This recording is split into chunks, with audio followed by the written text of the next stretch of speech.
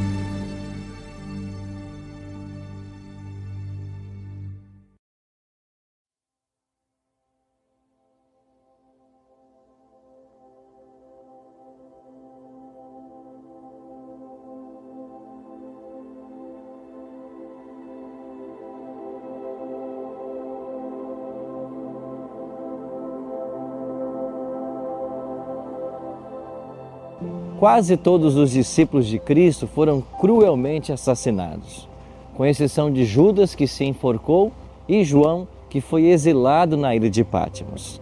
Lá na ilha de Patmos, 65 anos depois da crucifixão, Jesus mais uma vez se apresenta para João.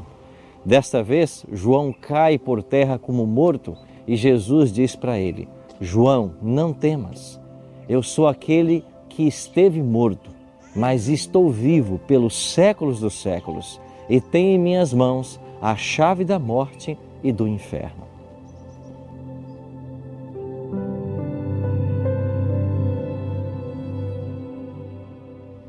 Jesus passou pela morte, mas ele vive.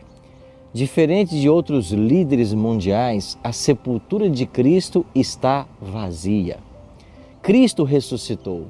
Esta é a mais gloriosa verdade do cristianismo. A ressurreição é um termo que nós usamos para o retorno à vida. Cristo ensinou que todas as pessoas que morrerem, um dia elas ressuscitarão para receber sua recompensa.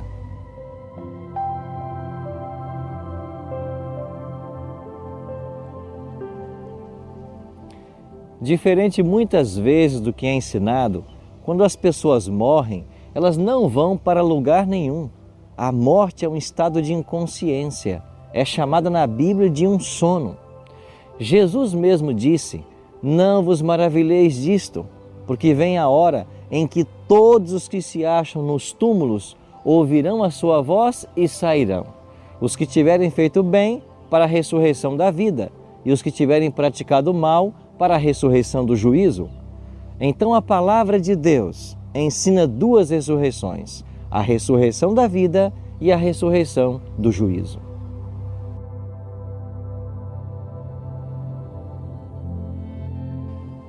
Quando se dará a primeira ressurreição? O apóstolo Paulo escreveu: porquanto o Senhor mesmo, dada a sua palavra de ordem, ouvida a voz do arcanjo e ressoada a trombeta de Deus, descerá dos céus, e os mortos em Cristo ressuscitarão primeiro.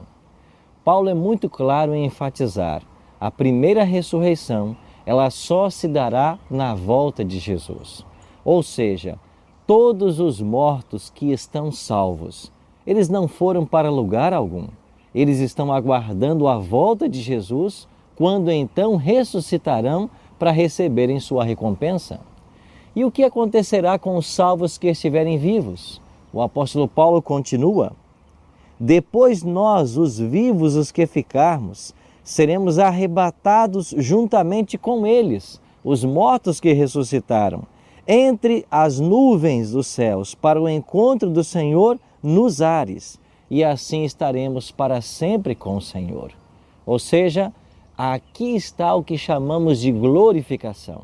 Os mortos salvos já ressuscitam glorificados. Os salvos vivos são transformados no momento, num abrir e fechar de olhos. Todos os defeitos físicos, mentais desaparecerão e os salvos terão o eterno vigor da juventude.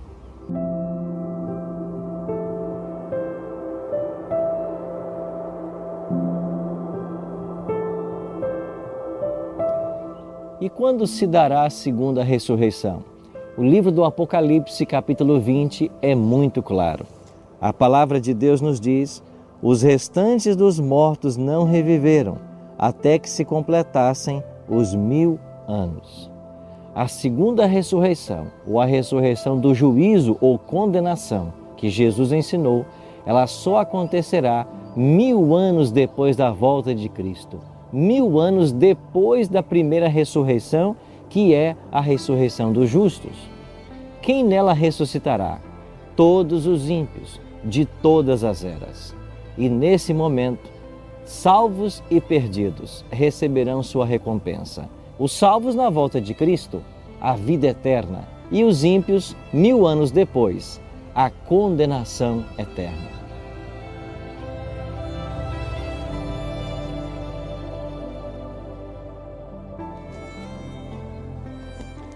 A segunda ressurreição, ou a ressurreição dos ímpios, ela acontece 1000 anos depois da volta de Cristo. João escreveu no Apocalipse que ele viu a cidade santa descendo dos céus e pousando sobre essa terra. Quando chega à cidade santa, Satanás é solto. E por que ele é solto? Porque todos os ímpios ressuscitarão. E agora Satanás vai convencê-los de que eles têm poder de assaltar a esta cidade que desceu dos céus. O Apocalipse ensina que quando eles marcharem pela superfície da terra e sitiarem a cidade santa, antes que Deus mande fogo dos céus e destrua a todos, cada ator lembrará corretamente as cenas que desempenhou ao longo de sua vida. Entre os ímpios, ali está Herodes, aquele mesmo que mandou matar os inocentes em Belém, tentando destruir o nosso Salvador Jesus. Ali está Herodias, a mesma que pediu a cabeça de João Batista numa bandeja de prata. Ali está Pilatos, aquele homem fraco que deixou-se levar pela multidão, condenando o Filho de Deus à morte.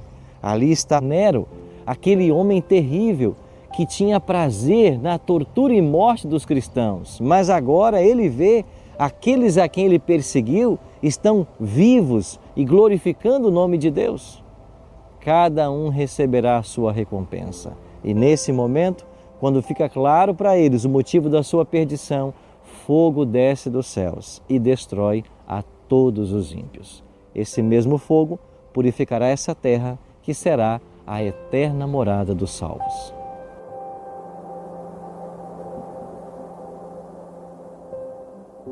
Talvez você tenha em seu coração a dor pela perda de alguém que você muito ama. Saiba que está se aproximando o dia da volta de Jesus. E quando Ele voltar, todas as sepulturas se abrirão, os salvos sairão para receberem a vida eterna e as famílias serão reunidas mais uma vez. Que o seu coração se encha de esperança nessa doutrina maravilhosa de que um dia a morte será vencida e as famílias serão refeitas. Se você tem esse sonho em seu coração, eu queria orar por você agora. Pai Santo, talvez nosso coração esteja triste porque alguém que nós amamos se foi. Certamente a presença de cada um deles faz falta. Mas obrigado pela promessa que nós temos de que um dia nós nos reencontraremos. Numa manhã gloriosa da volta de Jesus, quando os mortos ressuscitarão vitoriosos e a morte será vencida para sempre. Enche o nosso coração dessa esperança. Em nome de Cristo nós te oramos. Amém. Jesus prometeu que viria e veio. Ele prometeu que morreria e morreu. Ele prometeu que ressuscitaria e ressuscitou. Ele prometeu que vai voltar. Espere-o.